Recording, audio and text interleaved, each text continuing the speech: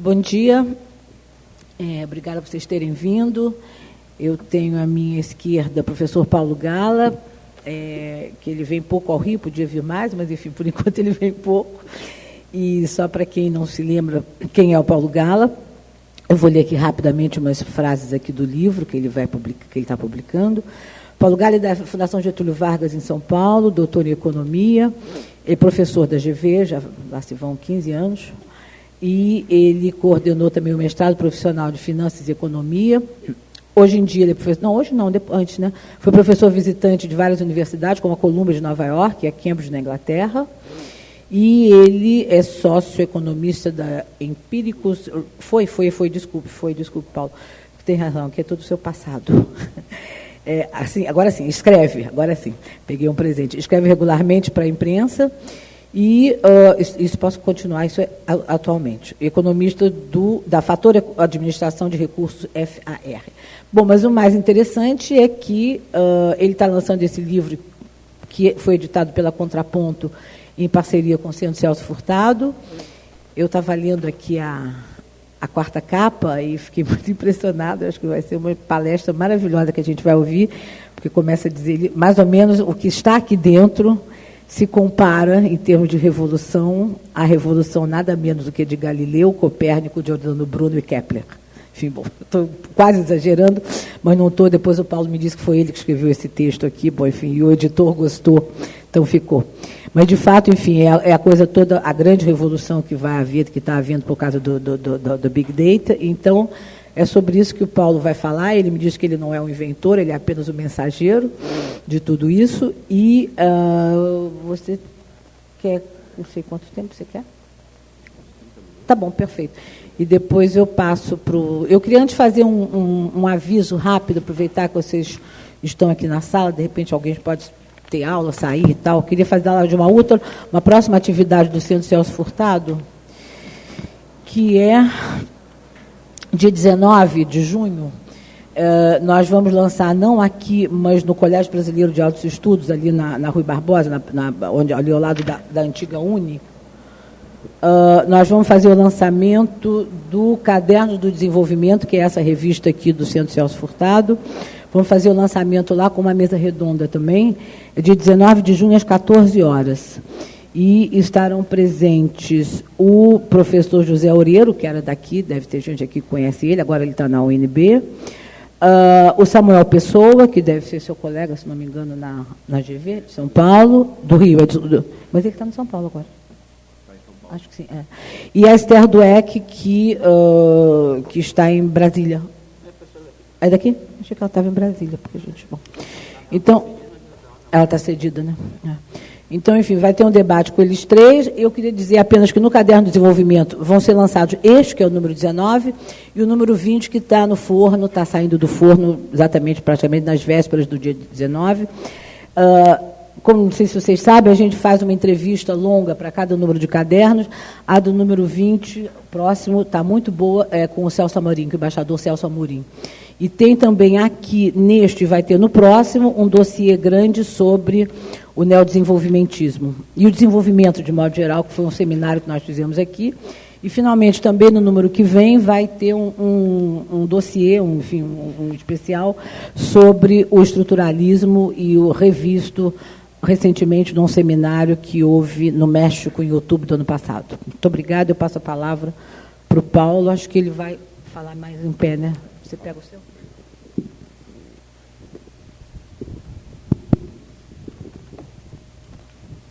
Vamos ver se está funcionando aqui.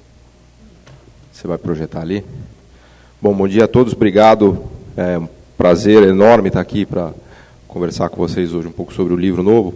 Prazer, mais do que um prazer, é uma honra estar aqui na UFRJ e com a Rosa enfim, acho que eu agradeço a oportunidade. Tá? Para mim fico muito feliz de estar aqui.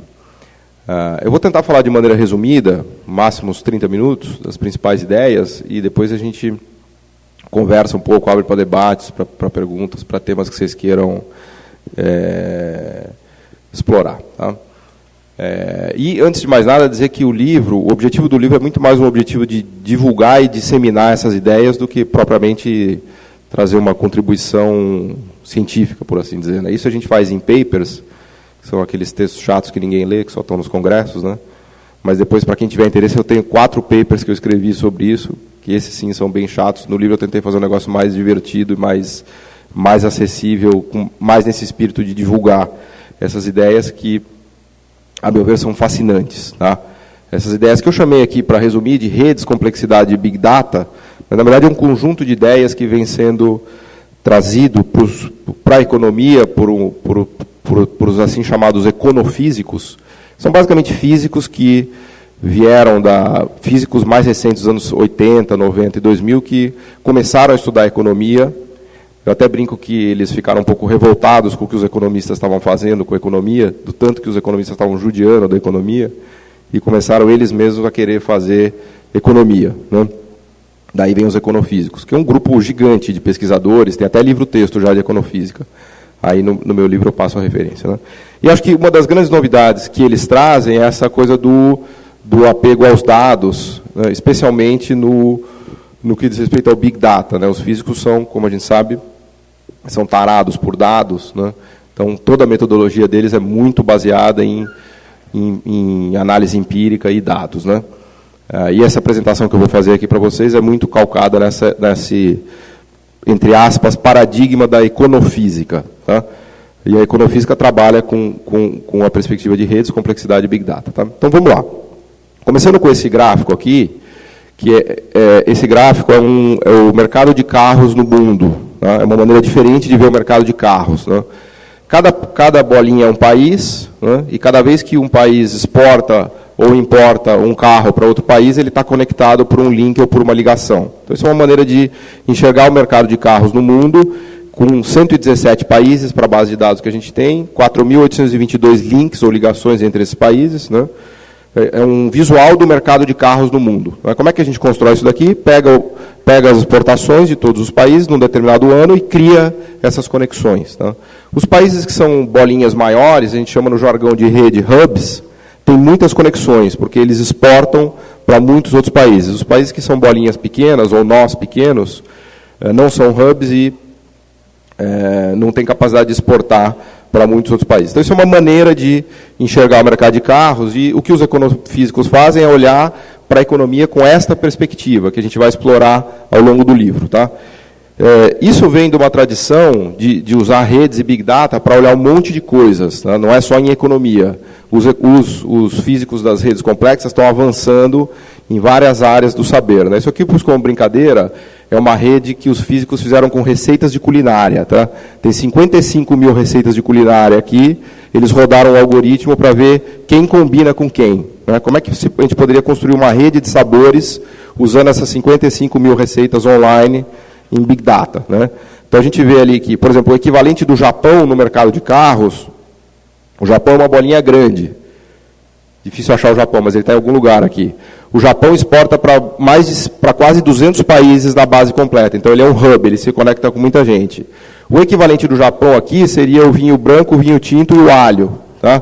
Por quê? O vinho branco, o vinho tinto e o alho, você pode combinar com qualquer coisa que dá certo. Ou seja, nessa rede de receitas culinárias, os ingredientes que são hubs, eles se combinam com muita coisa, tá? Idealmente, tentar não combinar ingredientes extremos, né? Os que estão próximos, você pode combinar que o prato fica bom. Os que estão nos extremos, não combina que vai ficar uma porcaria. Isso é o que a rede te mostra, tá?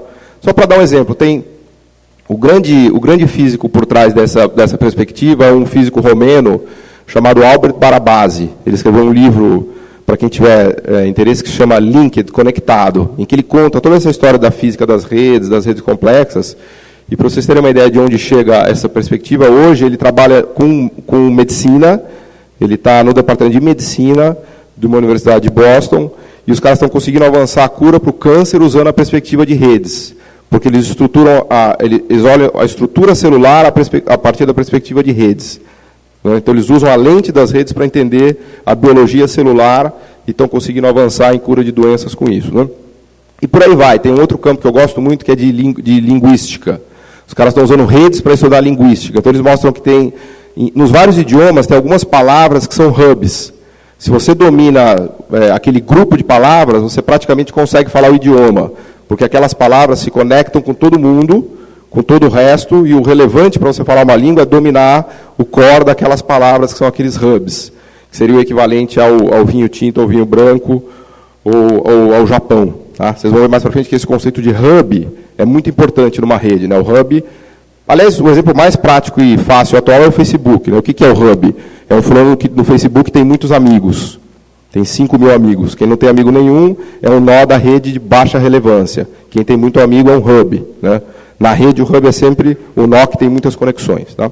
Bom, então, a ideia do livro é mostrar essas ideias, como é que a gente usa essas ideias para estudar desenvolvimento econômico e comércio internacional, que já vem sendo aplicado pelos físicos.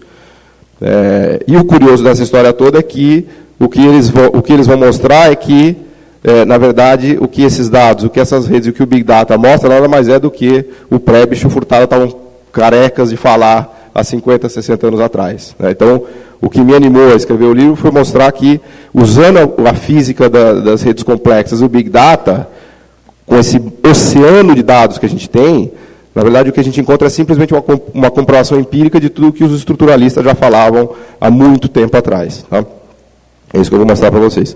Então, mais como curiosidade, isso aqui é o mercado de vidro fundido. A gente poderia pegar qualquer produto do comércio internacional, a base STC tem 850 produtos. A gente pode pegar a base HS, que é a base mais ampla, tem mais de 5.000 produtos. E podemos plotar redes. Tem um monte de economistas já trabalhando com isso. Então, você pega lá o produto, plota a rede do produto. Num paper que eu fiz, depois, para quem tiver interesse, eu posso mandar, a gente trabalhou com a rede inteira do ano de 2013. Então, a gente pegou 800 produtos e 112 países. Fizemos todas as conexões. Dá mais ou menos 2 milhões de conexões, para vocês terem ideia da dimensão dessa rede. Então, a gente tem, sei lá, 110 países fazendo comércio de 800 produtos, e a gente liga cada bolinha em cada bolinha, cada vez que um produto vai de um país para o outro. A gente tem 2 milhões de conexões num único ano. Tá? Então, isso também dá uma ideia para vocês vamos dizer assim, da potência empírica disso daí. Né? 2 milhões para um ano, a base STC vai até 1965. Então, se a gente pegar em 50 anos, dá para pensar hipoteticamente numa rede com 100 milhões de conexões. Tá? Que seria o quê? Na verdade, não é uma rede. Na verdade, são 50 pontos no tempo dessa rede que teve num único ano que a gente estudou, 2 milhões de conexões. Tá? Só para vocês terem um pouco do cheiro de como é que a gente usa o Big Data e redes para estudar essas coisas. Bom, os econofísicos, eles começaram a trabalhar com as bases de exportação e com essas redes de comércio. Né? Então, vou dar aqui rapidamente alguns dados e alguns exemplos, olhando o Brasil, Coreia do Sul e China, tá? Aterrizando aqui mais na discussão de economia. Isso aqui é a pauta de exportação brasileira em 1980, a gente exportava 20 bilhões de dólares, isso aqui é a pauta de exportação da China em 1980, não está errado, ela exportava 16 bilhões de dólares, isso aqui é a composição detalhada da pauta, do Brasil, da China e da Coreia do Sul. Coreia do Sul, em 1980, exportava 16 bilhões de dólares. E a gente pode quebrar em qualquer nível que a gente quiser. Um dos trabalhos também que esses econofísicos, um dos trabalhos que eles fizeram que ajudou muito, foi criar uma base de dados online, real-time, que você pode entrar lá e descobrir o que qualquer país exporta para qualquer país em qualquer ano. Tá? Super rápido. E é de graça, você entra lá e consulta. Né? Inclusive, eles contrataram um monte de designers. Quem fez isso daqui? O principal nome ligado a essa base, que depois ficou conhecida como o Atlas da Complexidade Econômica, é o César Hidalgo, que é um físico, e o Ricardo Hausmann, que é um economista venezuelano que está na Kennedy School. O César Hidalgo está baseado no Media Lab, do MIT, que é uma escola muito interessante do ponto de vista de interdisciplinariedade. Né? É uma escola que tem caras de ciência de computação, física, economistas, design, marketing, toda essa galera reunida lá para pensar o mundo cruzando todas essas perspectivas. Então, eles desenharam esses tree maps aqui, que são super intuitivos, e está tudo online. Então, você pode entrar lá na pauta de exportação de qualquer país em qualquer ano e ver o que o país exporta. Né? E todas as bases de dados que a gente usa do livro, a gente tira daqui. Então, vamos pegar esses 3 países para dar o exemplo que eu quero fazer. China, 16 bi, Coreia do Sul, 16 bi, Brasil, 20 bi, 1980. Vamos acelerar para 2014, o Brasil exporta 225 bi, multiplicou por 10 vezes as exportações. Lembrando que o Brasil exportava mais que China e Coreia do Sul, em 1980. Né? China exporta 2,3 trilhões de dólares, 2,3 trilhões de dólares, o número não está errado, é esse mesmo. Aliás, só para comparar, os Estados Unidos exporta 1,4, a Alemanha exporta 1,3, 1,4 e o Japão exporta 800 bilhões de dólares. Então a China já superou em larga medida o Alemanha, Estados Unidos e Japão. Bom, não precisa nem falar que o salto da China foi notável, ela saiu de 16 bilhões para 2 trilhões,3. Tá? A Coreia do Sul saiu de 16 bilhões para quase 600 bilhões, né? E o Brasil, mal e porcamente, saiu dos 20 bi e foi para os 200 bi. Quando a gente olha a pauta de exportação da China e da Coreia, a gente vê que há uma revolução completa. Uma revolução no sentido de sofisticação produtiva e de aumento de complexidade econômica, que eu vou explicar na sequência o detalhamento disso. Né? O Brasil não. O Brasil, infelizmente, andou para trás. A pauta de exportação brasileira de 2014 é menos complexa do que a pauta de exportação de 1980. Já vou mostrar na sequência como é que a gente mede isso. Então, o Brasil regrediu produtivamente. O Brasil hoje é uma economia mais incompetente do que era em 1980, segundo esse algoritmo empírico. Tá? Vou mostrar para vocês como é que esse algoritmo empírico funciona. Então, os econofísicos começaram a olhar para isso. Coreia do Sul, Suécia, ó, em 2014 exportou 150 bilhões de dólares. Lembrando que a Suécia tem 10 milhões de habitantes. Né? República Tcheca, 150 bilhões de dólares em 2014. Tá? Lembrando que a República Tcheca também tem 10 milhões de habitantes. O Brasil, com 210 milhões de habitantes, conseguiu exportar 50 bilhões de dólares a mais do que esses países.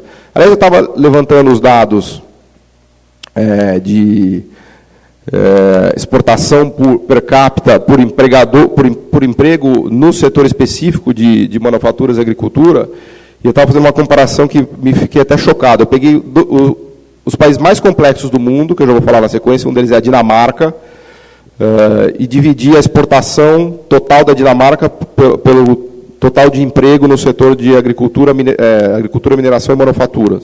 Na Dinamarca, a média de exportação per capita é de 200 mil dólares ano. Peguei um dos países menos complexos do mundo, que é o Senegal. No Senegal, a média de exportação per capita é de 900 dólares ano. 1.000 dólares ano. Tá? Então, um trabalhador dinamarquês exporta 200 vezes mais per capita em dólares correntes do que um senegalês. Tá? Pegando casos bem extremados. Bom, os econofísicos olharam tudo isso e fizeram a famosa pergunta deles. Será que dá para a gente construir uma rede?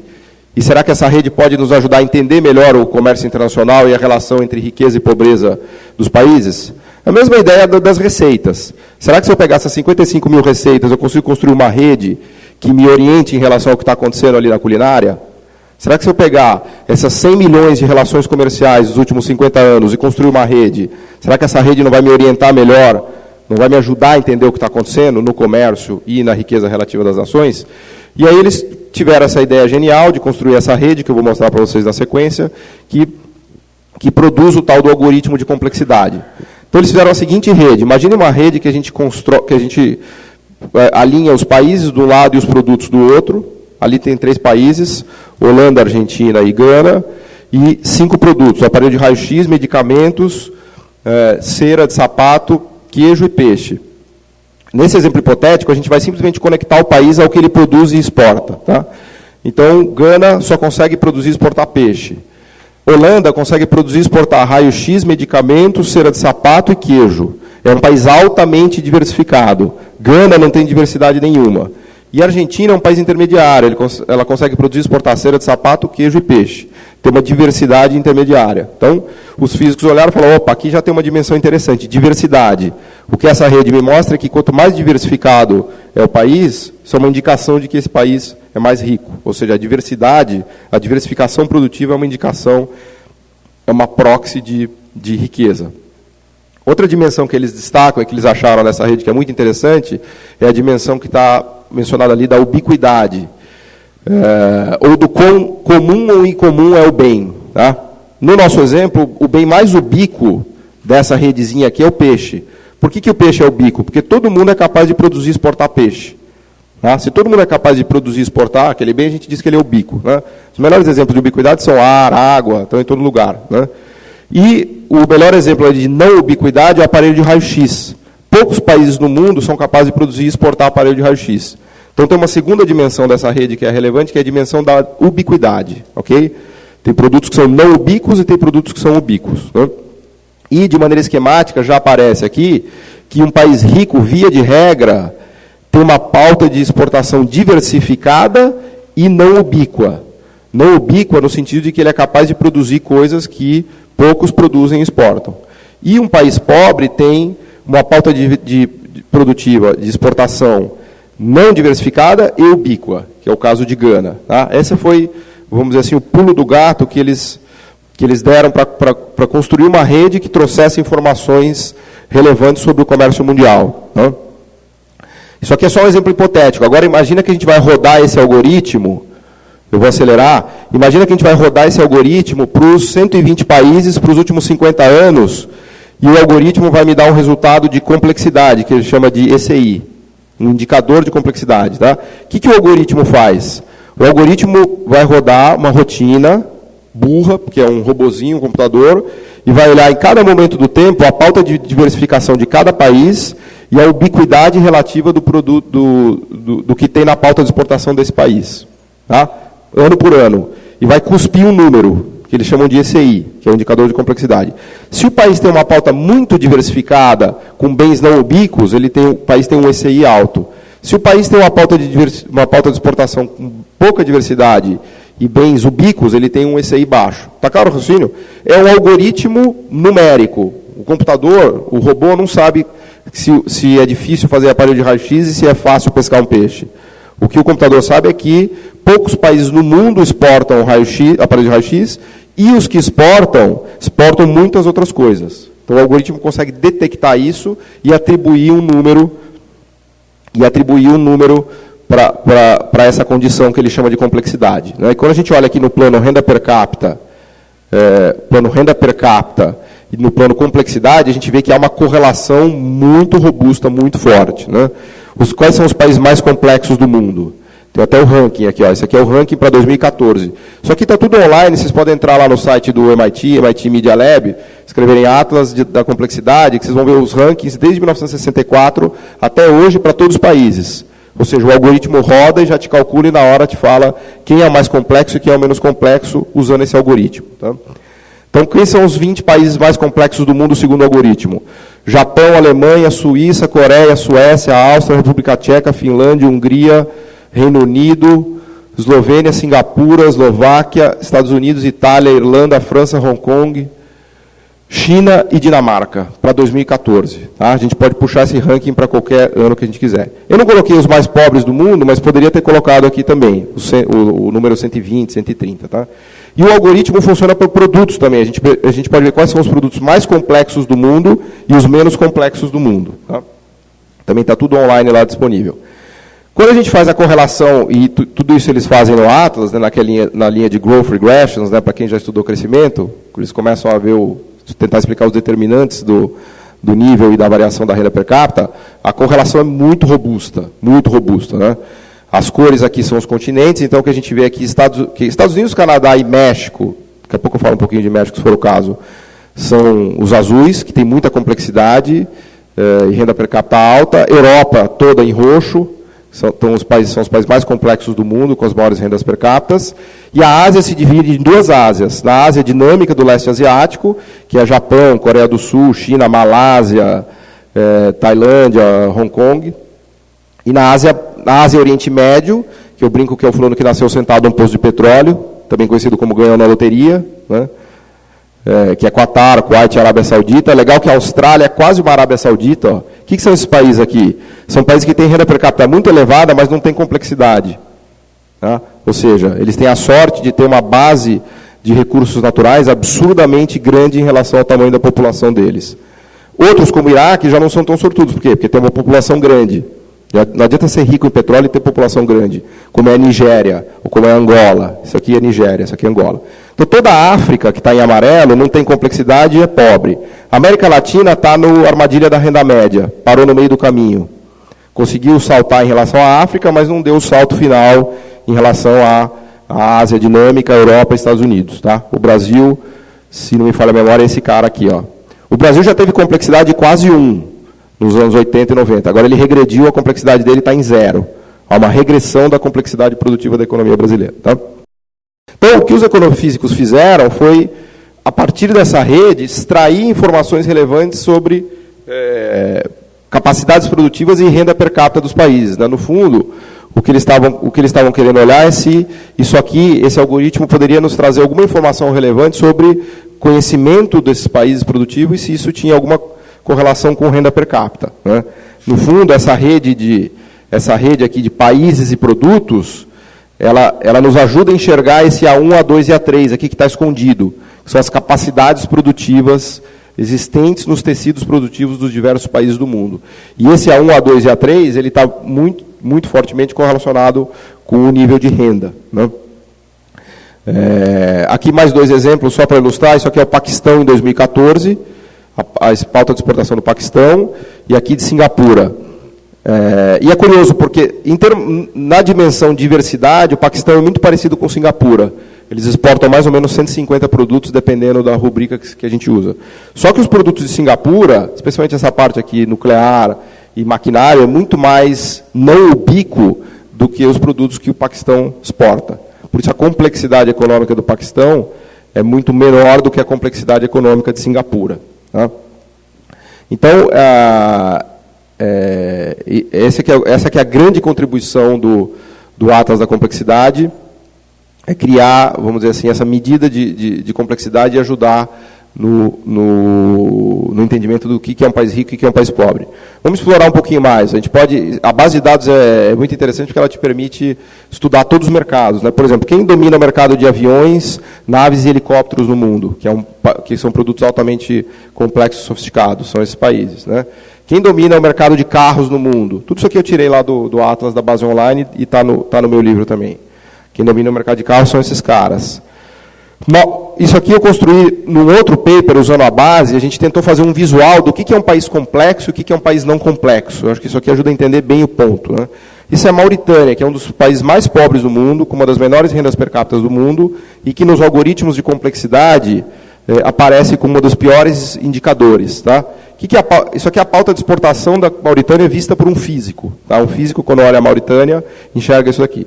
Isso aqui fui eu e o coautor que fizemos usando um software de redes. Relativamente fácil de fazer. O grande produto de exportação da Mauritânia é tipo o Brasil, ó, minério de ferro, ouro, moluscos, crustáceos, peixe congelado, pedras. Agora eu vou mostrar para vocês Japão, só de sacanagem. Isso aqui é a pauta de exportação do Japão. Então, quando você bate o olho no Japão, você fala, opa, esse país aqui me parece mais sofisticado e mais complexo do que esse país aqui. Tá? Isso aqui nada mais é do que aquela pauta de exportação plotada num visual que a gente chama de rede centralizada. Você põe o país no centro e conecta ele com todos os produtos que ele é capaz de fazer. Tá? Então, isso é um país pobre, não sofisticado e não complexo. Isso é um país rico, sofisticado e complexo. Segundo o algoritmo do Atlas e segundo as pautas de exportação. Onde está o Brasil? O Brasil está no meio do caminho entre Mauritânia e Japão. Tá? O Brasil é bem mais sofisticado e complexo do que a Mauritânia e bem menos sofisticado e complexo do que o Japão. Isso é uma outra maneira de olhar. Né? Eles têm uma metáfora interessante no Atlas, que eu divulgo no livro, exploro, que é a metáfora do Lego. Né? Eles dizem o seguinte, olha, um país rico, você pode imaginar que é uma caixinha de Lego com um monte de peças, tipo o Japão. O Japão consegue fazer qualquer produto que você imagine. Um país pobre é um país que tem uma caixinha de Legos limitada, ele não tem habilidades, não tem capacidades produtivas no tecido produtivo dele. Tá? Ele só consegue pescar um peixe, que é Gana. Né? Então, isso aqui é uma outra maneira de enxergar aquela rede. Né? Daí, avançando, vejam, pessoal, de novo, isso aqui é tudo Big Data e redes. Tá? Tem uma base empírica absurda. Os econofísicos, eles não estão preocupados com teoria. Quem gosta de teoria é economista. Né? O econofísico, ele quer bater o dado e olhar, ver o que o dado está falando. Né? E eu, que sou um economista estruturalista, olhei e falei, opa, peraí, isso aqui vocês estão de sacanagem, porque tem estruturalista que está falando isso daqui a vida inteira. E agora os econofísicos trouxeram uma evidência empírica, vamos dizer assim, constrangedora, até eu diria. Né? Só que é uma outra análise que eles fazem, que é a seguinte, eles colocam a complexidade das diversas comunidades, então eles pegam os produtos, isso é muito interessante o jeito que eles fazem, eles pegaram todos os produtos do comércio internacional e dividiram em 34 comunidades. Tá? Aí a primeira pergunta é, como que você faz uma comunidade dessas? Que também é um negócio maravilhoso. Eles vão vendo como os produtos se aproximam do ponto de vista de capacidades produtivas necessárias para se fazer aqueles produtos. Daqui a pouco eu explico melhor isso. Tem um algoritmo que eles chamam de clusterização, de aglomeração de redes, em que eles juntam quem está próximo. Tá? E aí eles chegam nesse resultado aqui, para as 34 comunidades, e mostram que, claro, quem são as comunidades mais complexas do mundo? Maquinário, químicos, outros químicos, aviões, eletrônicos. Aí, só para me ferrar, apareceu aqui ovo, não era para ter aparecido, mas apareceu, enfim, fazer o quê? Quem são os produtos menos complexos do mundo? Agricultura tropical, petróleo, minério, pedras preciosas, peixes e frutos do mar. E na posição intermediária, processamento de alimentos. Tá? Isso aqui é a dimensão complexidade aplicada aos produtos ou às comunidades de produtos que eles fizeram usando o algoritmo de condensação, de clusterização de redes. E eles trazem uma outra dimensão, que é a dimensão da conectividade. Tá? O que é conectividade? Lembra dos exemplos que eu dei no começo da apresentação? Na rede de culinária, os produtos mais conectados são vinho branco, vinho tinto e alho e cebola. Por quê? Esses caras se conectam com todo mundo. Qualquer receita que seja feita utilizando esses caras tem grande probabilidade de ser boa. Eles são hubs. Né? No exemplo das línguas que eu estava falando, tem algumas palavras que são hubs. Se você dominar, são altamente conectadas. Se você dominar essas palavras, você consegue falar a língua. Então você pode usar essa ideia de conectividade para entender quem é hub e quem não é hub. Se tem muita conectividade, quer dizer que é hub. Né? Aliás, tem até eu vou acelerar e depois eu volto, tem um exemplo bem claro aqui, que é o exemplo que o Albert Barabasi usa no livro dele, no LinkedIn, que ajuda a explicar de maneira bem intuitiva o que eu quero dizer. Ele trabalha com a ideia de redes randômicas e redes scale-free. Tá? Uma rede scale-free é uma rede que tem muitos hubs. Tá? O melhor exemplo de hub que a gente tem é a malha aérea de um país. Ultra intuitivo você entender. Que a malha aérea, o que você tem? Você tem 10 grandes aeroportos que resolvem o sistema aéreo de qualquer país. Então, você tem lá Chicago, Los Angeles, Nova York, Atlanta, que recebem 50 milhões, 60 milhões de passageiros por ano, e eles são os hubs do sistema. Então, a malha aérea é uma rede do tipo scale-free que tem muitos hubs.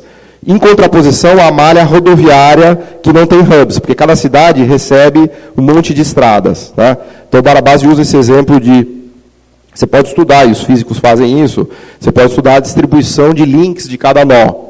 Então, isso aqui é uma rotina também. Se você estudar a rede e descobrir que você tem uma lei de potência, isso é uma indicação de que aquela rede é scale-free e tem muitos hubs. Né? Se você não acha hubs, isso é uma indicação de que a rede é randômica e, portanto, os nós têm os links bem distribuídos. A distribuição de links segue uma normal. Tá? Não quero gastar tempo demais aqui, porque senão não vai dar tempo de falar tudo que eu tenho para falar.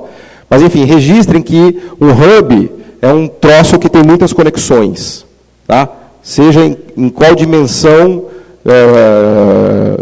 que você queira. Tá?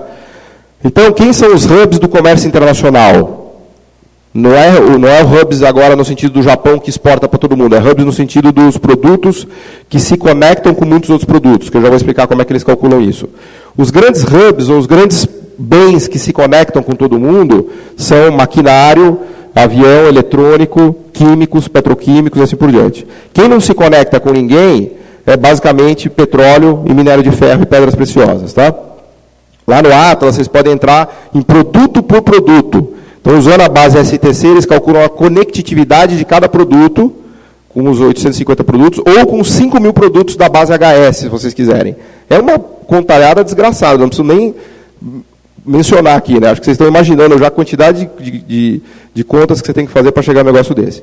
Resultado, carro. Carro é um produto altamente conectado. O que isso me diz? Que quem faz carro faz um monte de outras coisas. Já vou explicar na sequência como é que eles constroem essa rede, especificamente da conectividade dos produtos.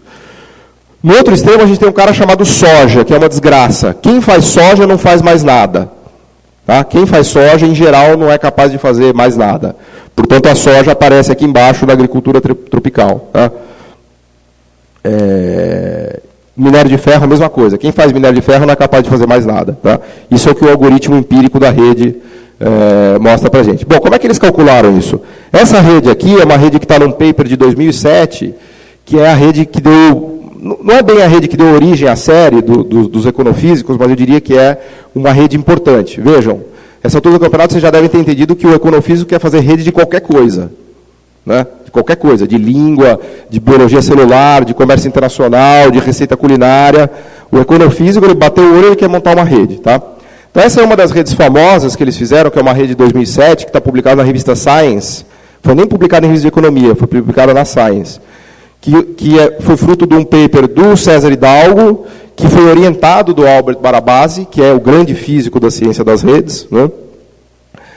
Que orientou o César Hidalgo acho que foi em Notre Dame, no departamento de física, e eles chamaram 2 economistas para ajudar. Um foi o Ricardo Hausmann, o outro foi esqueci o nome dele, acho que é Klinger, que é um economista que trabalha com o Hausmann. E eles construíram uma rede, os 2 físicos e os 2 economistas, que é essa rede aqui, que é uma rede de capacidades produtivas. Tá? Como é que se constrói essa rede? Aqui a gente tem 850 produtos do comércio internacional, SITC, cada bolinha é um produto. Tá? Cada bolinha é um produto do comércio internacional. E eles estão classificados segundo aquelas categorias que a gente viu, as 34 comunidades ou categorias. Tá?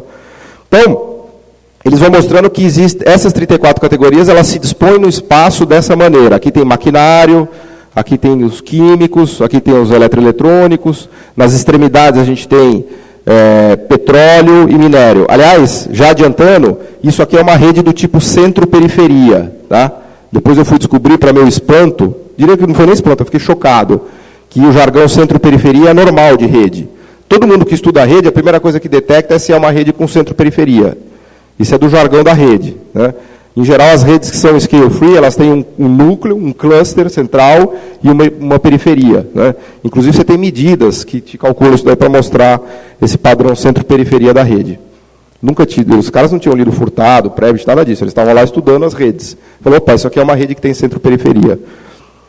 Então, como é que eles construíram essa rede? E isso daqui é um outro pulo do gato. Eles fazem a probabilidade de coexportação de 2 produtos no comércio internacional num determinado período. Né? Se existe uma probabilidade de coexportação alta entre 2 produtos, isso é uma indicação de que as capacidades produtivas necessárias para se fazer esses 2 produtos estão próximas. Vou dar um exemplo específico. Pense em 3 tipos de motores. Motor de barco, motor de carro e motor de avião. Né? A probabilidade de coexportação de motor de carro, barco e avião é alta. Em geral, o que a gente vê na prática do comércio internacional é que quem exporta o motor de carro também exporta o motor de barco e também exporta o motor de avião. Então, como a probabilidade de coexportação desses caras é alta, na rede eles aparecem próximos. O motor de barco, carro e avião aparecem próximos. A probabilidade de coexportação de soja e de motor de avião é quase nula. Vale dizer, todo mundo no comércio internacional que produz soja não é capaz de produzir e exportar motor de avião. Ficou claro? Então, a probabilidade de coexportação de soja e motor de avião é baixa ou nula. Logo, a soja está aqui, sei lá onde, está numa dessas periferias aqui. Aqui, ó, soja, aqui, ó. A soja está nessa periferia, enquanto o motor de avião está aqui no centro. Tá ok? E por aí vai. Então, imagina que a gente pode pegar todos esses 850 produtos e ficar calculando essas probabilidades de coexportação. É um negócio alucinante isso, né? Porque cada produto você tem que calcular a probabilidade de coexportar com cada produto. Dos 850 na base mais restrita. Na base mais ampla, você pode fazer isso para 5.000 produtos. Calcula todas as probabilidades de coexportação, põe cortes, e aí você tem que definir faixas de cortes, e aí constrói essa rede. Né? E essa rede construída por eles mostra claramente um padrão centro-periferia, com um núcleo aqui de maquinário, eletroeletrônico e químicos, né? Que são juntos, porque todo mundo coexporta, e uma periferia de produtos que não combinam com nada e não coexportam com nada. E os caras que são os ricos, voltando agora ao nosso algoritmo de complexidade, os caras que são os ricos do... Você vai falar, Paulo, mas pô, você está falando um negócio tão óbvio aqui que está me dando até tédio. Não, tudo isso que eu estou falando, para quem é estruturalista e estudou isso aqui, está careca de saber. A novidade é pegar essas redes Big Data e análise de complexidade e olhar isso de maneira, por assim dizer, constrangedora. Né? Então, os países ricos, que são esses roxinhos aqui, também conhecido como Europa, Estados Unidos, Canadá e o leste dinâmico da Ásia, eles produzem esses caras do centro, os produtos do centro. Então, os ricos se especializaram em produzir os produtos do centro. Enfim, no livro eu exploro, tem uma longa discussão de como é que cada sistema produtivo evoluiu, etc, etc. Mas o fato é que os países ricos se exploram esses produtos do centro, enquanto que os países pobres exploram os produtos da periferia. Então, aqui aparece o primeiro padrão centro-periferia. O segundo padrão centro-periferia aparece nesse gráfico, que isso aqui é o gráfico de um paper que eu fiz, não está nem no livro, que isso é um negócio um pouco mais técnico, mais chato, mas vale a pena explicar. Né? A gente pegou essa rede, aqui é a renda per capita e aqui é o número de links. A gente pegou essa rede de 2013, que eu estava exemplificando para vocês, que tem mais ou menos 120 países, 850 produtos, e a gente fez a rede conectando todos os países com todos os produtos e chegamos mais ou menos em 2 milhões de ligações, ou 2 milhões de links. Né? E a gente foi estudar com mais calma essa rede do ano de 2013. Então, uma das características fundamentais de uma rede é a quantidade de links que os nós têm. Né? De novo, o hub é aquele nó que tem muito link. Né? Então, a gente fez aqui uma regressão simples entre a quantidade de links que cada nó tem e a renda per capita de cada país. Então, cada bolinha dessa daqui é um país. Tá? Aqui na ponta a gente tem Coreia do Sul, Japão, Suíça, Suécia, Estados Unidos, Reino Unido. E essa rede, esse gráfico está em log-log. Tá? A renda cresce de maneira exponencial e o número de links também cresce de maneira exponencial. Tá? Então, a gente só linearizou para o gráfico ficar mais bem comportado. Mas o que esse gráfico mostra? Que os países do centro, que são esses caras aqui, têm uma renda per capita muito alta. Que os países da periferia têm uma renda per capita muito baixa. Ah, Paulo, mas onde que você enxerga centro-periferia aí? Muito simples. Esses caras têm uma quantidade absurda de links. Eles são hubs. E os hubs, no jargão de redes, são os nós de posição central. Então, quando você plota essa rede de maneira espacial, os hubs estão no centro. Aliás, é intuitivo de você imaginar que quanto mais central é o nó, mais fácil ele se conectar com todo mundo. Então, os hubs são centrais e os nós simples são periféricos. Tá? Então, no fundo, isso daqui é uma maneira de enxergar o centro-periferia usando redes. Né? A gente vê que os países ricos estão no centro e os países pobres estão na periferia, por assim dizer. Então, na periferia por quê? Porque eles não são hubs, eles não têm links, eles têm poucas conexões de comércio. Enquanto que os ricos estão no centro porque eles têm muitas conexões, mas é muitas mesmo. Tá? Milhares, tipo assim, o Japão tem, sei lá, não me lembro o número de cabeça, mas ele tem 1 milhão de conexões de comércio, enquanto que a Moçambique tem 50 mil conexões de comércio, exagerando o raciocínio. Tá? Então, isso aqui seria um visual do centro-periferia. Depois a gente fez também uma regressão nesse paper da complexidade com número de links. Né? E o que a gente vê nessa regressão é que, isso só para 2013, enfim, não tinha espaço no paper para explorar mais, mas é intuitivo perceber que a gente pode estudar a rede inteira de comércio, desde 1965 até hoje, usando essa ótica aqui, né, e esses algoritmos. Então, quando a gente vê a conexão entre complexidade e número de links, também a gente vê que os países que são os que estão, vamos dizer assim, absurdamente integrados no comércio mundial, são também os países mais complexos. Tá? E os países que têm baixa integração no comércio mundial são também os menos complexos. Aqui, de novo, é uma coisa até meio irritantemente óbvia, né? Mas é legal pegar os dados, pegar o Big Data e olhar isso. Né? E olhar isso. Então, a gente também tem um padrão centro-periferia. E aí, isso aqui eu tirei de papers mais recentes, volto a dizer, tem um batalhão de econofísicos trabalhando com isso daí. Inclusive, tem um cara muito interessante, que é um economista alemão, que é o Dominik Hartmann, que fez esse paper aqui que eu vou mostrar. Ele vai estar aqui no Brasil em agosto, apresentando os trabalhos. Ele estudou o padrão de desigualdade conectado com essa rede aqui das capacidades. E ele mostra, já dando um salto aqui até o final da apresentação, ele mostra que a desigualdade de renda está fortemente conectada com esses padrões centro-periferia e com essa rede de capacidades. Tá? O que ele fez aqui? Aqui é o Big Data do Big Data, porque ele pegou aquela rede com as probabilidades de coexportação e plotou, sobrepôs em cima disso daí os genes de cada produto. Então, ele reconstitui a rede com genes agora. Como é que ele faz isso?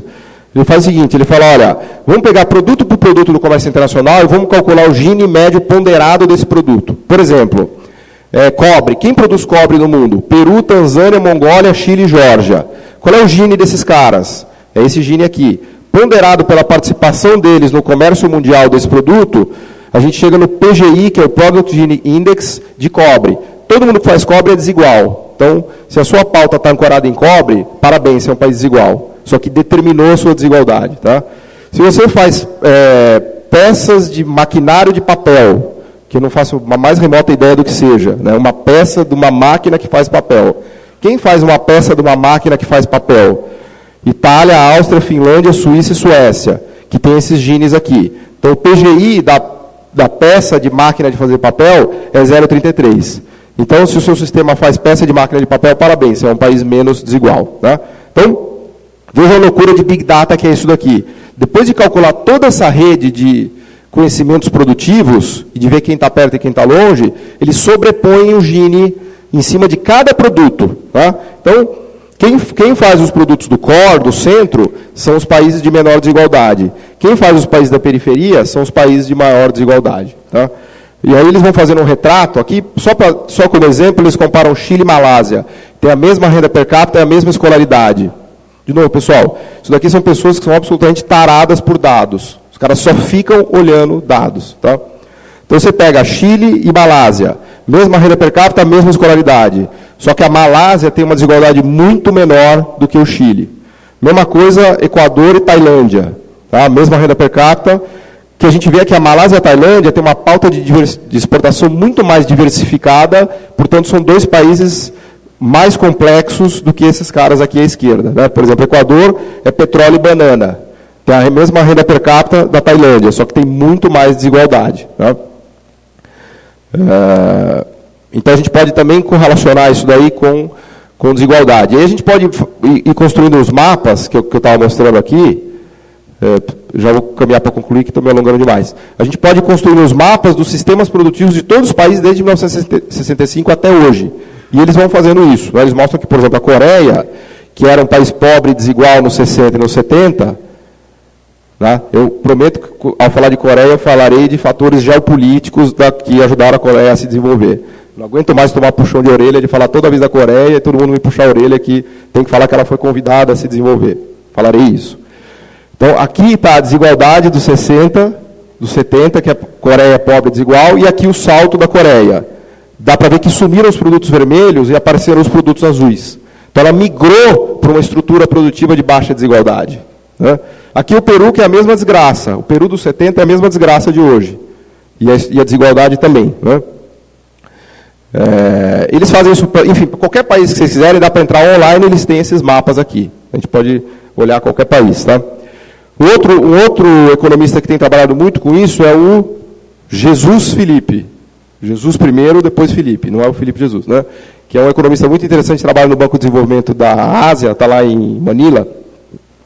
E ele teve a pachorra de pegar a base mais ampla das rubricas de comércio, o HS, com 5.107 produtos, e calculou a renda per capita ponderada média de cada produto do comércio internacional. Está claro o que ele fez aqui? De cada um desses 5.000 produtos, ele pegou o produto, viu quem produz e exporta esse cara no mercado mundial e viu qual é a renda per capita de cada um desses caras que produz e exporta esse produto e fez uma ponderação média. E aí ele chegou no que eu chamo de produto de rico e produto de pobre. Então, basicamente, se o país se escolhe se especializar em produto de pobre, ele é pobre e desigual. Se o país se especializa na produção de produto de rico, ele é rico e menos desigual. Tá? Isso tem vários trabalhos, tá? Estou só trazendo, vamos dizer assim, várias perspectivas. Né? Isso aqui é coisa da doença holandesa, que a gente pode entender como uma perda de complexidade, depois, não vou gastar tempo nisso, mas podemos explorar. Basicamente, a gente plota aqui, isso é um outro paper, com a participação do produto mais relevante da pauta, quanto participa o produto mais relevante da pauta de exportação do país, e que produto é esse? Aqui é tudo petróleo, tudo pobre petróleo. E aqui é todo mundo rico, e aí tem de tudo aqui. Tem carro, eletrônico, petroquímicos, o que você quiser. Aqui é a complexidade do país, e aqui é a participação do produto mais relevante. Então a gente vê que o país rico é um cara que é diversificado, portanto o mais relevante não bate 20% da pauta, e o produto mais relevante, em geral, é um produto complexo. Né? Enquanto que o pobre tem muita coisa, 70%, 80% da pauta é petróleo e de baixa complexidade, também conhecido como doença holandesa. Depois a gente pode discutir isso, se vocês quiserem. Tem vários dados aqui, não vou gastar tempo lá no livro, eu faço a varredura, tento contar um pouco da história, assim, de maneira supersônica, né, porque não dá tempo de mergulhar nos detalhes, mas, por exemplo, isso aqui é o padrão de renda per capita e complexidade da Europa. Então, o mesmo perfil que a gente vê no mundo, a gente vê entre regiões e entre países. Tá? Então, na Europa, quem são os ricos? Está aqui, Alemanha, Suíça, não consigo ver. Os pobres está aqui, Macedônia, Ucrânia, os intermediários aqui, ó, Portugal. Então, isso aqui é complexidade medida pelo algoritmo e a renda per capita. Isso aqui é a evolução da complexidade. Quem tem conseguido evoluir é o leste europeu, basicamente, dentro da Europa. A gente pode olhar a evolução dos índices ao longo do tempo. Isso aqui é a América Central e América do Norte, olha que legal. Haiti, Nicarágua, Honduras, Guatemala, El Salvador, Jamaica, República Dominicana, Panamá, Costa Rica, México, Canadá e Estados Unidos. Não me lembro quem que é esse cara aqui. Trinidad e Tobago. Tá? Então está aqui América Central e Estados Unidos, no plano complexidade e renda per capita. E por aí vai, eu poderia botar outras regiões. Tá? Canadá é um caso interessante, porque é rico em commodities, mas tem muita complexidade, muita sofisticação produtiva. A gente vê isso nos índices. Bom, Alemanha, Estados Unidos, não precisa nem falar. Vou até passar rápido para não dar depressão. Japão também. Finlândia, Dinamarca. Todos os nórdicos são muito complexos. Aqui é o milagre asiático visto da ótica da complexidade, com destaque principalmente para a Indonésia e Tailândia, que ainda são relativamente pobres, mas melhoraram muito, né? Passaram por um salto importante de complexidade. A Coreia do Sul sempre teve uma estrutura um pouco mais complexa, isso é uma coisa interessante. Né? Um sistema produtivo mais diversificado. Isso aqui é a desgraça da América Latina, esse cara de azul é o Brasil. Tá? Ele vai num pico lá nos anos 80, 90 e afunda, e está voltando agora para tudo no Brasil. Né? Estamos voltando para anos, sei lá, antes de 30 talvez, né? Mas aqui na complexidade, ó, isso aqui começa em 1970, tá? Aí é milagre, segundo o PND, tal, e aí a gente começa a afundar. A Argentina também dá uma melhoradinha aqui, mas fica meio de lado. O México avançou, mas o México tem o problema da maquila. Depois eu posso falar um pouquinho do México, né? Aqui esses indicadores eles enganam um pouco, porque teve até um economista argentino que fez um trabalho muito legal para tentar qualificar o que é complexidade genuína. Porque como a gente usa dado de comércio exterior, exportação e importação, obviamente tem casos de países que importam e exportam, não é o México. O México vende 30 milhões de televisores para os Estados Unidos e não fabrica nenhuma televisão. Ele pega tudo da Ásia, põe na caixa de papelão, põe o manual de instrução no saquinho e manda para os Estados Unidos e fala que exportou televisão. Né? Então, tem um economista argentino que qualificou a complexidade por o que ele chama de capacidade tecnológica genuína, que ele mede como investimento em P&D sobre PIB e patentes per capita. Então, com isso, ele procura mostrar quem são os complexos genuínos e quem são os complexos ensambladores, ou maquilas. Né? E aqui são os não complexos. Então, a Austrália é outlier, em tudo que eu faço na vida aparece a maldita Austrália como outlier. Tá? Mas esses são os verdadeiros complexos, e aqui um pouco da Ásia ainda, México e leste europeu, ainda estão transitando aqui para complexos maquiladores. O caso mexicano é o caso extremo. Tá? E esses aqui são os não inovadores e não complexos ou sem complexidade genuína. Por aí vai. Esse aqui é o Brasil, ano a ano. Né? Para mim, isso ajuda muito a entender o que está acontecendo no Brasil e entender a história brasileira a partir desse gráfico. Né? Ascensão e queda da complexidade no Brasil. Depois podemos explorar isso. Isso aqui é a pauta de exportação no Brasil em 62, em 1980 e em 2014. Então, o índice, na verdade, traduz essa composição de pauta. Tá? Isso aqui é a China também, para dar mais raiva. Aqui a pauta da China, como evoluiu ao longo do tempo, com eletrônicos e maquinários. E aqui a complexidade da China que explodiu. A China já está entrando no rol dos ricos complexos, quase complexo genuíno. Tá? Bom, e essa é a parte da desigualdade que eu estava explorando. Aí tem uma discussão sobre educação que eles fazem, eu exploro no livro, que é muito relevante também. Isso é mais o Hausmann que faz. Fala, olha, cuidado com esse papo de educação, porque uma coisa é o sistema educacional, outra coisa é o sistema produtivo. Então não vai achar que melhorando a educação você vai melhorar o seu sistema produtivo. Aliás, o Brasil é um belo exemplo disso. Nosso sistema educacional melhorou muito nos últimos 25 anos. É uma droga ainda, é uma droga. Mas o delta de melhora foi notável, dos 80 para cá. E o nosso sistema produtivo afundou. Foi Titanic total. Então, a melhora de educação não se traduziu na melhora do sistema produtivo. E aí o Hausmann explora bem isso, eu acho muito legal a linha que ele segue. Ele fala, bom, O que é relevante, obviamente, é o conhecimento tácito que está no sistema produtivo. Então, se ninguém sabe fazer relógio num país, ninguém vai fazer relógio. Não é uma questão de você ficar educando as pessoas. Elas não vão aprender a fazer relógio. Fazer relógio é uma habilidade de fazer relógio, que requer um sistema industrial, integrado, capacidades técnicas, maquinário, etc., etc. Né? E ele dá o exemplo do Gana e Tailândia, que tiveram uma explosão educacional, Gana, inclusive, melhor do que Tailândia. E o que aconteceu com a renda per capita de Gana? Nada. Pobre igual. Desde os anos 60 até hoje. Enquanto que a renda per capita da Tailândia passou por um enorme avanço, a complexidade da Tailândia explodiu e de Gana ficou estagnada. Ou seja, sem complexidade você não captura esse avanço educacional. Tá? Você não traduz a educação em produção. Né? E outra coisa que eu fiz já concluindo é conectar a estrutura de empregos com a estrutura de complexidade. Tá? Só que hoje em dia é muito mais fácil com aqueles bancos de dados que o Roderick tem trabalhado, tanto do GGDC, da turma lá de Groningen, da Holanda, quanto do YIOD, né, que são as matrizes de insumo-produtos padronizadas para mais ou menos 50 países desde os anos 70. Então dá para você abrir os subsetores e olhar os empregos nos subsetores. Né? Isso aqui é um outro paper em que a gente mostra que a estrutura de empregos, no que eu chamo aqui de empregos industriais mais serviços sofisticados. O que é os serviços sofisticados? É simplesmente o subsetor business service, serviços empresariais, tá? Que aparece no GGDC. Então, se a gente pegar, business service e serviços financeiros.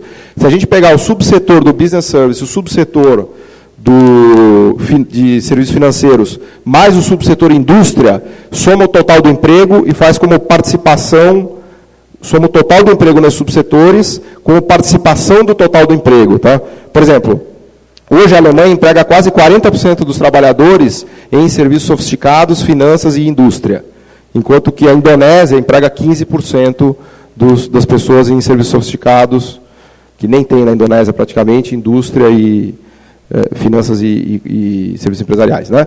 E isso correlaciona muito com a complexidade. Né? Os países complexos são aqui... De novo, pessoal, isso aqui é irritantemente óbvio. Tá?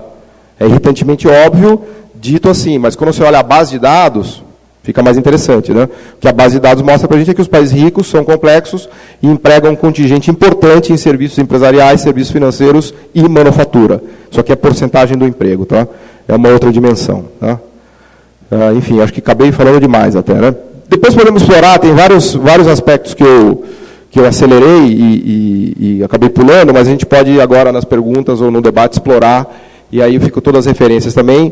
O livro, como eu estava falando no começo da conversa, o livro ele é muito mais para divulgar e disseminar essas ideias. Essa parte mais técnica dos papers eu tirei. A minha ideia do livro é atingir um público mais amplo, para ampliar esse debate, sair dos muros da academia, e colocar dados. Né? O livro tem 50 tree maps, que eu até brinco que você não precisa nem ler o livro, só bate o olho nos tree maps e já está resolvido. Tá? É quase igual ao The Economist, você vê a capa, não precisa nem ler a matéria. Ou seja, você bate o olho ali, você já entende visualmente o que é um país pobre e o que é um país rico. Tá? E a ideia do livro é justamente chamar para o debate e divulgar essas ideias. Tá bom? Obrigado, gente. Vou passar aqui para as perguntas.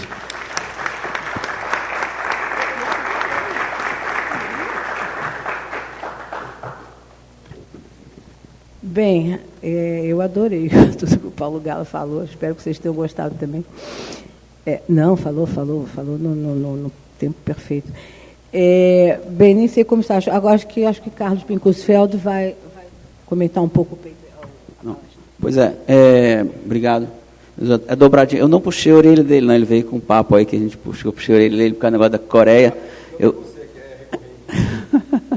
chamei a atenção, depois eu vou explicar por quê.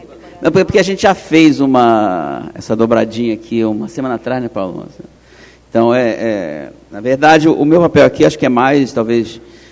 na verdade, a primeira coisa a falar é parabenizar ele pelo livro e dizer que essa apresentação dele, para quem não está com o livro, para quem não leu isso, não é exatamente o livro. Tá?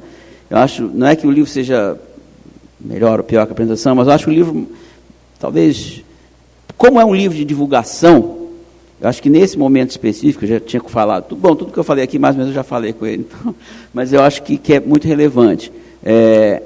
Eu acho não tenho certeza, que nessa confusão infernal que o Brasil virou, muitas pessoas, infelizmente, com um poder talvez maior do que deveriam ter, como diria o Keynes, o Madman in Power, né? Eu fiz até uma piada, Madman in Toga, que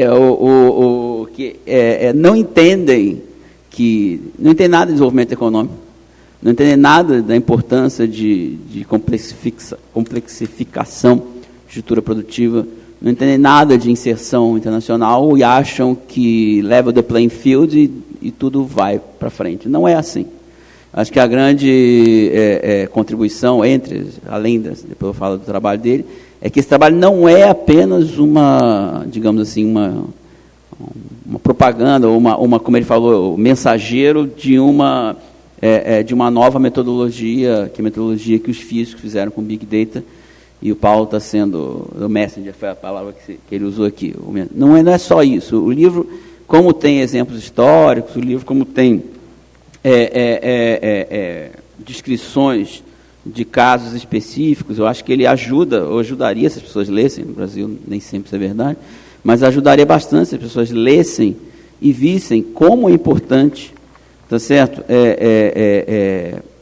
Fazer políticas específicas para que o país consiga avançar nas suas capacidades produtivas. E aí, eu acho que um ponto importante, já fazendo um fast forward aqui, que ele fez uma inclusão nessa apresentação que não estava na anterior, que é justamente do negócio das capacidades produtivas. Porque, quando você olha isso aqui, mais ou menos, é um retrato de uma capacidade produtiva, mas que é um troço muito mais complicado, né? Eu sempre falo que tem um texto que ele também gosta, que é um texto do Rajun Chang, que é o Hamlet Without Prince de Dinamarca, e ele faz assim, ele pega a renda per capita do Peru e da Alemanha, várias coisas desse texto são muito interessantes, mas ele pega a renda per capita do Peru e da Alemanha logo depois que acaba a Segunda Guerra Mundial, e é quase igual. E aí pega a renda per capita desses dois países, lá, 5 anos depois, a Alemanha foi e o Peru ficou, obviamente.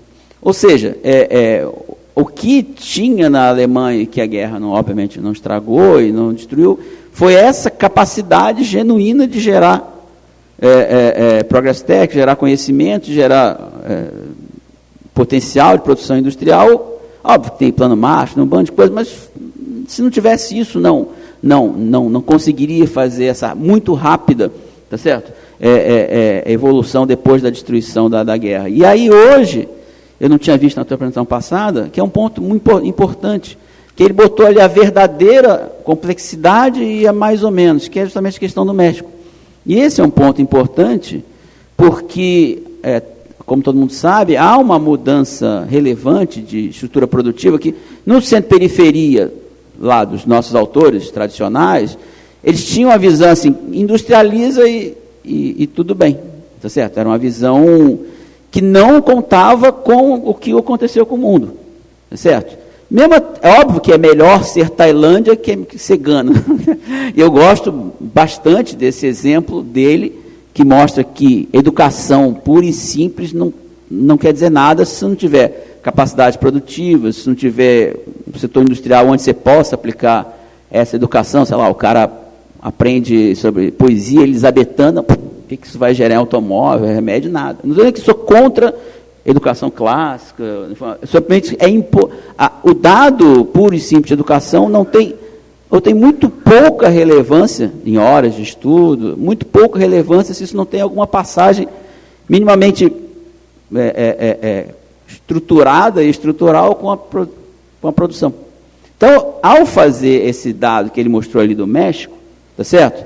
E os que estão de fato, que tem P&D, tem capacidade de geração de tecnologia, e os que não têm, você sofistica muito mais essa questão da complexidade produtiva e tira um pouco, não tira completamente, tira um pouco, pelo menos qualifica melhor a questão da exportação como o único indicador de complexidade. É óbvio que um país que tem uma pauta de exportação complexa e que tem essas, como ele falou, essas conexões, se o cara exporta uma coisa sofisticada, ele pode ter capacidade de produção de outras coisas sofisticadas e pode ter, provavelmente, uma malha produtiva complexa, tá?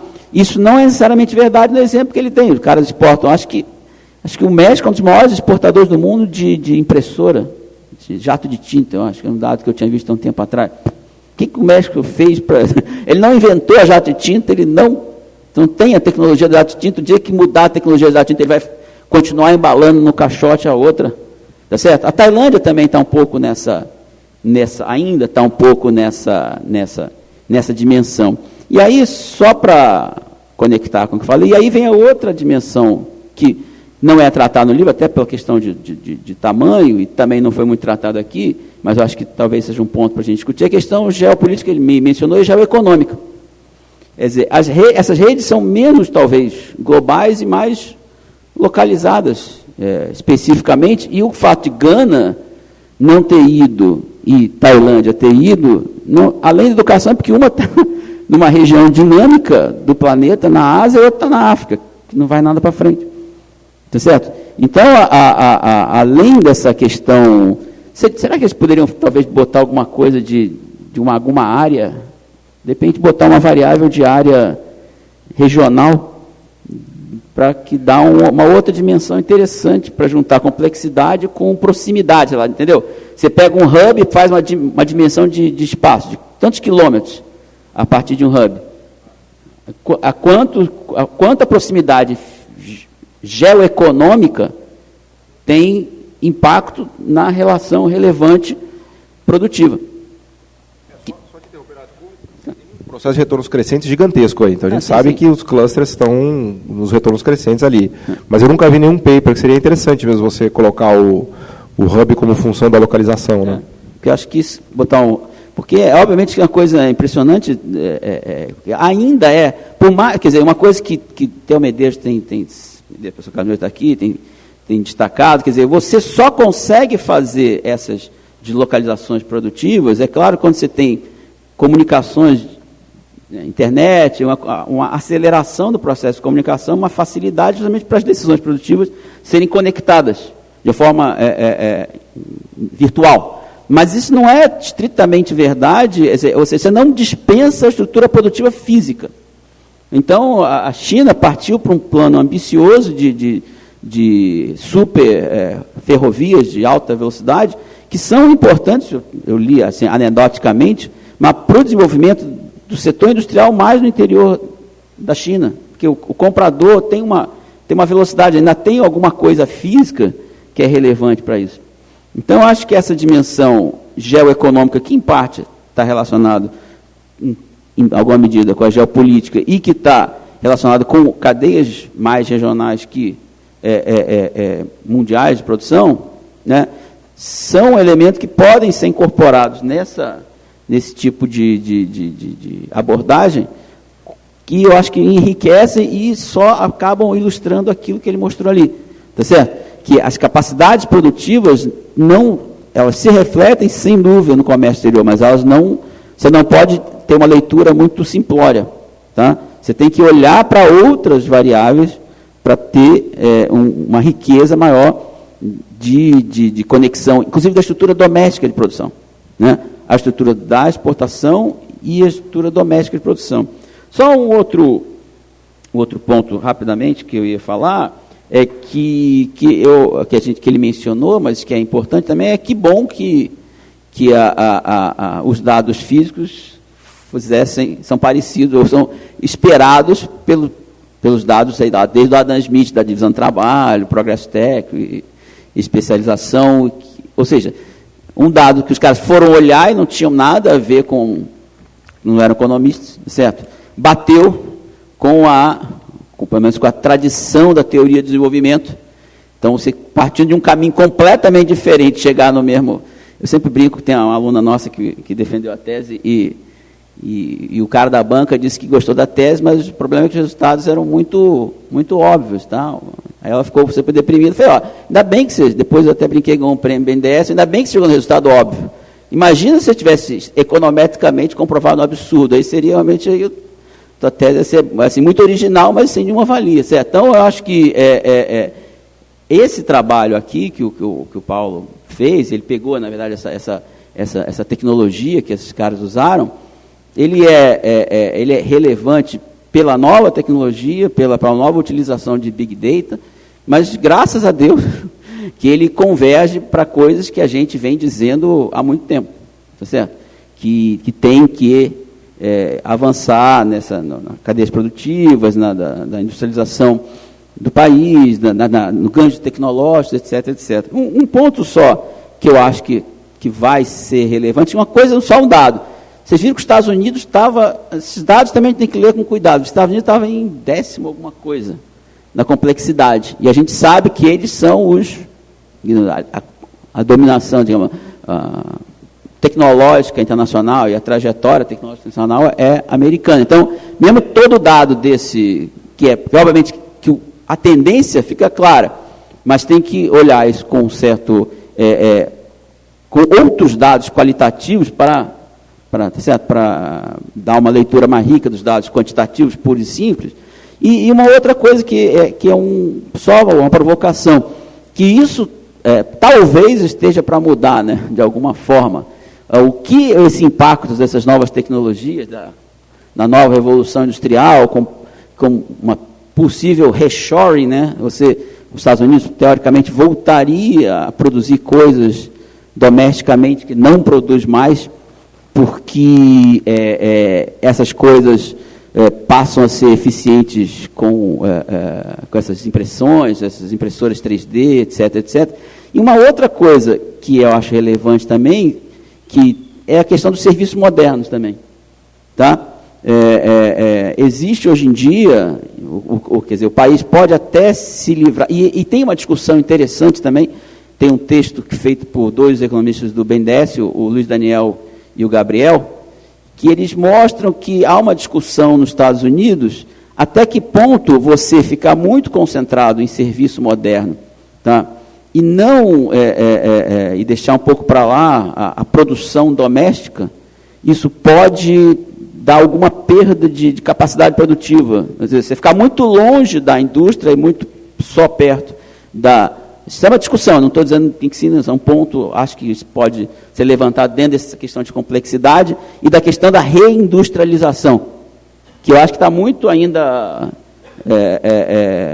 está muito voando no ar, mas talvez só para a gente bater uma bola, se alguém tiver alguma coisa que possa pensar. No caso, são pontos, eu acho que são da fronteira dessa discussão de indústria atual, que são interessantes.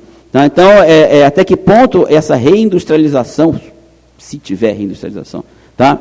Americana não está, e de outros países, não está conectada com uma questão de complexificação produtiva industrial que talvez tenha algum impacto negativo sobre excessivo só a parte de serviços, pesquisa, desenvolvimento, determinação de produtos por design, essas coisas. Tá? Então, eu acho que isso também insere uma terceira dimensão de pensar para frente, tá? Dessa complexificação e de uma espécie de reindustrialização. E isso, o último ponto, que é o caso da Alemanha. Né? Quer dizer, a Alemanha ela nunca abriu mão, por isso que eu acho que ela está na liderança ali, né? Ela nunca abriu mão da base industrial dela, e mais um caso geoeconômico. Por que os países da Europa Oriental ficaram mais complexos? Porque eles entraram na órbita da Alemanha. E os países do sul da Europa não entraram na órbita da Alemanha. Então, esses países se complexificaram por efeitos... Eles entraram por efeitos geoeconômicos importantes. Tá? É óbvio que eles tinham vantagem, tinham mão de obra treinada, tinham uma estrutura, acho que infraestrutura adequada, etc, etc. Mas, de novo, é um outro elemento que a gente tem que inserir na reflexão, tá? Para pensar como se ganha essa complexidade, como se ganha essa inserção, e se essa inserção deles é dinâmica ou não é também. Vocês vão, a partir dessa inserção da órbita alemã, serem capazes de dar um pulo à la China, tá? que avança para ter tecnologias próprias, etc. Tá? Então, são os pontos que eu estou levantando, e acho que talvez dê para a gente bater uma bola aqui com os colegas. Tá? Mas, bom, parabéns ao Paulo. Acho que esse livro é muito útil, e ele é muito útil para não economistas. Não estou dizendo que os economistas não devam ler, mas é um livro que eu acho que, como um livro de divulgação, ele vai ser, se as pessoas tocarem e lerem para outras pessoas, se tiverem mente aberta, tá certo? Ele é bem útil, tá? Para mostrar a questão da estrutura produtiva, avanço da estrutura produtiva, e levantar um pouquinho a bola que está meio rasinha no debate, entre não economistas principalmente. Então tá, obrigado. Obrigada, Carlos. Eu esqueci de dizer que a gente vai sortear um exemplar ou dois? 2 exemplares do livro do Paulo? 3? Então... quando acaba. Bom, enfim, a gente tem um pouco de tempo ainda, e acho que o Paulo também, porque o Paulo está se tornando um hub, daqui a pouco ele já vai para outro lugar. A conectividade dele é muito grande hoje aqui no Rio de Janeiro. Já soube que você vai para outro lugar depois. Mas eu acho que a gente tem um pouquinho de tempo ainda, se alguém quiser fazer uma pergunta, e daqui a pouco, então, a gente sorteia. Carlos?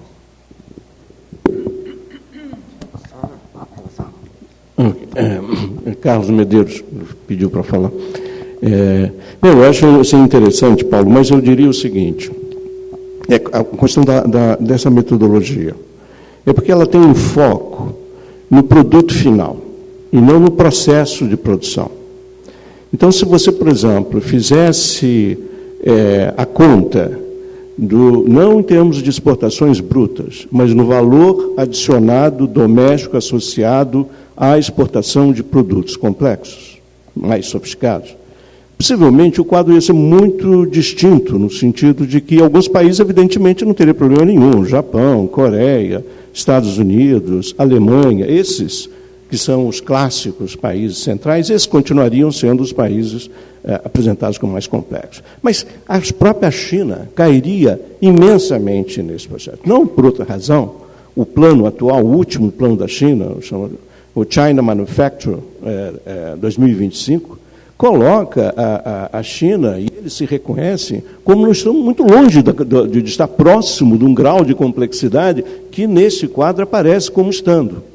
Então, eu acho que tem um viés aí que tem a ver com o fato de que hoje você tem componentes importados muito pesados e cujo, digamos, a apropriação principal de valor nessa estrutura produtiva não está associado em quem produz, e sim quem se apropria desses segmentos que estão embutidos, digamos, na produção manufatureira em geral. Então, seria apenas, eu acho que esse é um diálogo importante do ponto de vista da discussão metodológica, porque a ideia clássica do progresso técnico era associada às capacitações tecnológicas e, digamos, aos processos produtivos, e não exatamente o que produz. Vou te dar só um último exemplo para não perder muito tempo. Suponha que você seja um exportador de uma bota que o homem usa para ir para a Lua. Isso, numa classificação, aparece como um produto não complexo, que aparece em calçados. No entanto, é um produto sofisticadésimo, etc. Por quê? Porque o ato de produzir essa bota é que conta, e não exatamente o tipo de produto, que pode ser mais ou menos complexo de acordo com os processos tecnológicos ali embutidos. Então, seria só uma discussão mais de metodologia de como pega o dado. Isso. Você acha que eu vou comentar?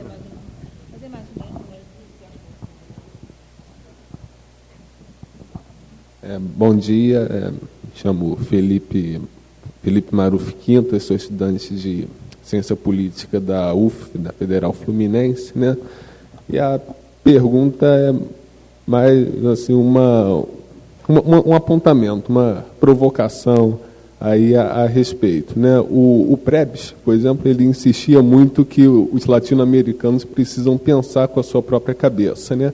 E pensar com a própria cabeça significa ir aos fatos e à história como ela de fato é. E quando a gente faz isso, a gente vê que existe uma diferença muito grande entre o que os países ricos fizeram, né, para se desenvolverem, se sofisticarem a sua produção, e o que eles dizem que fizeram, né, e que é vendido aqui pela América Latina como a boa nova, né? E evidentemente isso não está dando muito certo, né? Em nome de boas instituições transparentes, sólidas. Por exemplo, desmontamos a nossa indústria naval, né? Desmontamos o setor petrolífero, né? Desmontamos as campeãs nacionais que tinham produtos sofisticados, inclusive nucleares, como a Odebrecht, né? Enquanto a Finlândia, e insistimos nesse discurso do empreendedorismo puro e simples, né? Aí corta, como se incentivar o empreendedorismo fosse apenas cortar imposto, né? Cortar imposto, e as pessoas, com muita boa vontade, vão fazer o que devem fazer. Enquanto a Finlândia, por exemplo, está protegendo os seus novos empreendedores, né?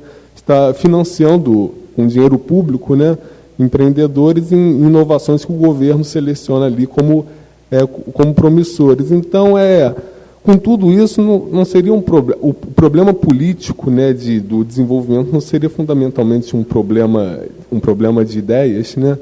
E quando tem autores aí como Paulo Gala aí publicando esses livros aí, será que não estamos dando uma guinada aí ou apenas a simples exposição é insuficiente para convencer os burocratas, os políticos, aqueles que têm os meios de decisão, de que pensar com a nossa própria cabeça não é seguir o que é vendido para nós, mas sim, o que é feito, o que é relevante na história, né?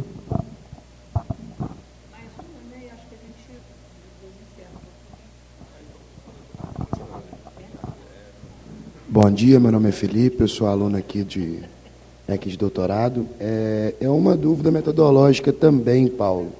Eu queria saber se tem algum país que tem uma pauta diversificada, mas que ele exporta produtos pouco, aliás, muito ubíquos, né, que são muito fáceis de produzir. E como o índice pega isso? Se ele é muito ou pouco complexo, o que ele pesa mais?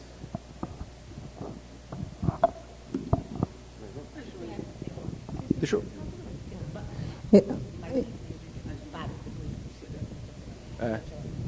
Olha só, é um comentário rápido. Eu sou Marta Castilho, sou professora aqui da casa. Você chama... Esse trabalho é super interessante, pelas questões que já foram aqui evocadas. Eu só fico um pouquinho incomodada quando a gente usa o apelido complexidade produtiva, né? Ela diz muita coisa sobre o comércio, mas eu acho que aquele gráfico sobre a evolução da complexidade na América Latina, ela mostra duas fragilidades se a gente for encarar isso como complexidade produtiva.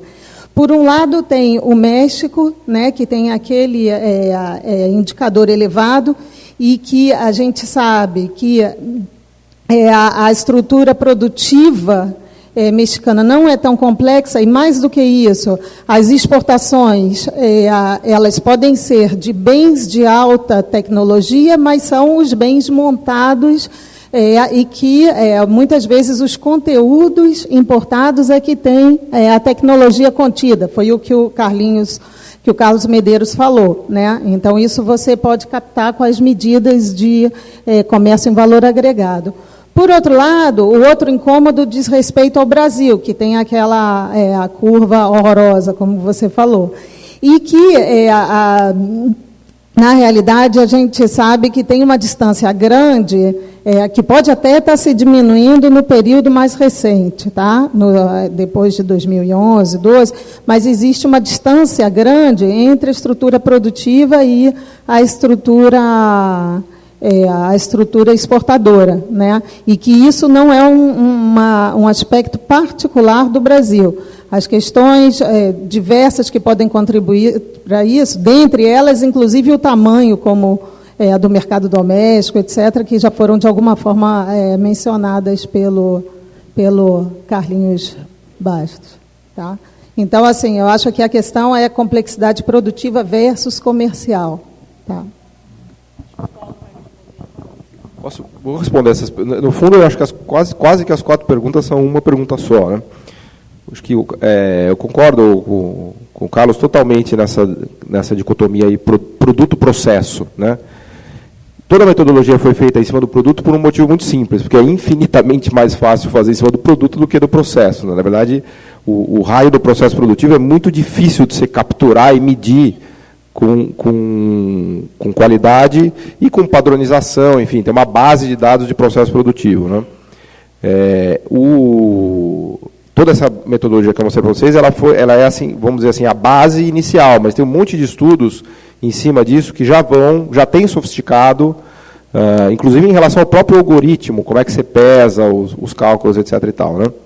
Eu procurei mostrar alguns caminhos aqui que eu mesmo estou seguindo para tentar qualificar melhor o processo produtivo, né? Por exemplo, a estrutura de empregos, acho que é uma pista importante, né? Como é que você liga vamos dizer assim, a sua estrutura de exportações ou de complexidade com a estrutura de empregos.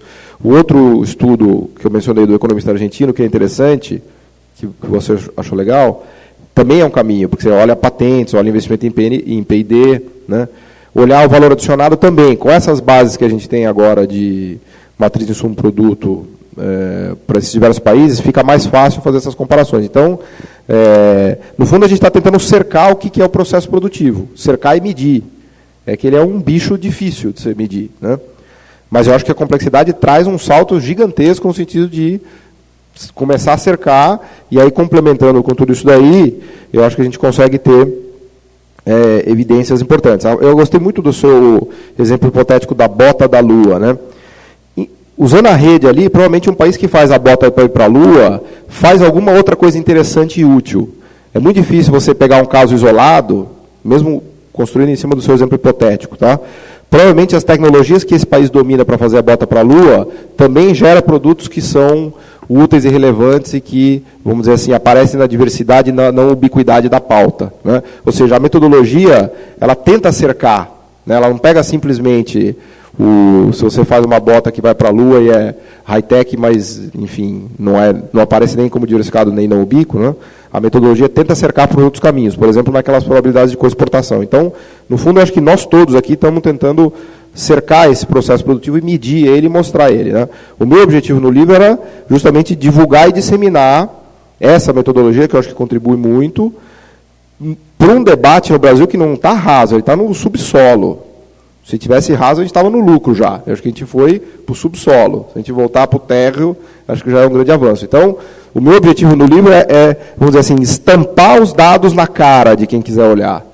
De uma maneira bem simples, quase simplista até para nivelar o nível do debate, porque o debate está no nível simplista, né? Então, vamos simplisticamente olhar isso daqui, né? É nesse sentido, né? E aí me alinho com essa perspectiva radium-changuiana, né, do chutando a escada, né, do que foi feito, etc. e tal, né? E o livro está totalmente nesse espírito. Aliás, eu fico lá umas 2, 3 páginas falando um pouco dessas ideias, né? E também, então, quanto que a estrutura de exportações reflete o PIB? Quanto que a estrutura de exportações reflete o que se produz? O quanto que o produto exportado reflete o seu processo produtivo, né? Bom, esse aqui é o diabo. A gente gostaria de ter uma medida clara, simples e fácil do processo produtivo. Na falta de uma medida clara, a gente vai construindo medidas proxies alternativas para tentar rodear e chegar lá, né? E aí, de novo, patentes, investimento em P&D, estrutura de empregos, valor adicionado dos subsetores, complexidade. Acho que todas essas coisas se conversam para construir, vamos dizer assim, uma medida mais precisa e robusta do que é o sistema produtivo. É importante entender que a gente não quer olhar com isso daqui as exportações, a gente quer olhar as capacidades produtivas. Desde o princípio, os econofísicos estão preocupados em medir a capacidade produtiva de um dado sistema, tá? É que é muito difícil medir essa capacidade produtiva, né? Por isso que eles foram parar nas exportações, porque é um banco de dados gigante que vai até 1965. Mas o objetivo último é entender a capacidade produtiva do país, não é saber o que o país exporta, né? A medida de exportação, a gente pode criticar, mas ela também é interessante, porque eles usam a ideia de vantagem comparativa revelada. Então, se o produto aparece ali com vantagem comparativa revelada, aquilo é uma indicação de que o país tem competência para produzir aquilo, porque ele conquistou mercados relevantes naquele produto, naquela tecnologia, né? É raro, mas não incomum, de alguns produtos que você abastece o mercado interno, mas não aparece na pauta de exportação. Até uma coisa que teria que ser explorado melhor. Mas a minha impressão é que o grosso disso daí vaza, tá? E, de novo, a metodologia não depende de um grande valor. Por exemplo, carro, o Brasil exporta 50 mil carros por mês. Aliás, esse é o dado ontem, 60 mil carros. A gente produz para o mercado interno 300 mil carros, né? É claro que o mercado interno é muito mais relevante do que a exportação. Mas os 60 mil carros já é uma vantagem comparativa revelada, clara. Então, no algoritmo, isso aí já está capturado. Aí eu vou lá na sua pergunta, lá do como é que o algoritmo pesa. Na verdade, a conta do algoritmo vai atribuindo pesos à diversidade e à não ubiquidade, né? Então, o exemplo que você perguntou, o que é um país diversificado que tem uma pauta não ubíqua? Paquistão, que eu mostrei ali. Paquistão tem a mesma diversidade ou diversificação produtiva do que Singapura. Só que a ubiquidade dos produtos do Paquistão, o que é Paquistão? Aliás, eu até pus na abertura do livro aqui para chocar também. É toalha, lençol, tecido, pano, tapete. Tem uma baita diversidade lá. Tem toalha, tecido, pano, tapete. Né? E aí quando você olha a Singapura, que tem a mesma diversidade, você vê que é uma diversidade com muito menos ubiquidade. Aí tem reator nuclear, eletroeletrônicos e assim por diante. Na verdade, essa discussão vem de uns trabalhos do Roderick e do Hausmann, lá de 2002, 2003, tem um paper famoso deles que é What You Export Matters. Eles já estavam batendo cabeça com isso. Um cara que tem um mínimo de bom senso, não é difícil entender que o What You Export Matters. Né? Então eles estavam tentando avançar isso de maneira mais formal. E aí, quando eles chegavam na diversidade, dava errado. Por quê? Porque quando você olha a diversidade do Paquistão e Singapura, fala, a diversidade é igual. Então Singapura tem que ter a mesma renda per capita que o Paquistão. O que aquilo ali mostrou é que a dimensão diversidade não era suficiente, eles precisavam de uma outra dimensão, que é a dimensão da não ubiquidade que os econofísicos acabaram trazendo. Mas, no fundo, são estratégias para você capturar essa tal da capacidade produtiva e do processo produtivo. Né? Bom, acho que com isso eu respondi as 4. Né? Então, mas no fundo é isso, quer dizer, no fundo a gente está aqui numa, vamos dizer assim, numa tentativa de medir de maneira mais precisa e mais evidente, né? Para mim, para todos nós aqui, acho que é muito evidente, mas para algumas outras pessoas não é tão evidente assim. Então, a ideia é botar os desenhinhos lá no livro. Né? Obrigada, Paulo Galho. Acho que nós vamos encerrando. Eu queria relembrar mais uma vez, no dia 19, o próximo evento do Centro Celso Furtado, que é o lançamento desta revista e do número seguinte, no Colégio Brasileiro de Altos Estudos, ali no Flamengo, dia 19, às 14 horas, né? Com o Samuel Pessoa, a Esther Dueck e o Oreiro, Zé Luiz Oreiro. Bem, a gente fica por aqui. Eu estava falando com o Paulo, eu espero que daqui a pouco vai aparecer um outro algoritmo para dizer como é que dá o pulo do gato, né? Porque isso aqui mostra só, né? Depois tem que dar o pulo do gato, né?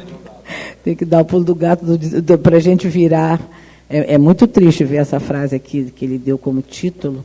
Os países ricos são aqueles que produzem bens complexos, os países pobres são aqueles que produzem bens não complexos, como se houvesse uma espécie de um fatalismo. Isso aqui dá uma certa... Enfim, pesa, né, esse fatalismo. Mas, enfim, bom, isso vai ser um outro debate uma outra vez. Agradeço a vocês. A gente encerra aqui e, em seguida, terá o sorteio. Obrigada.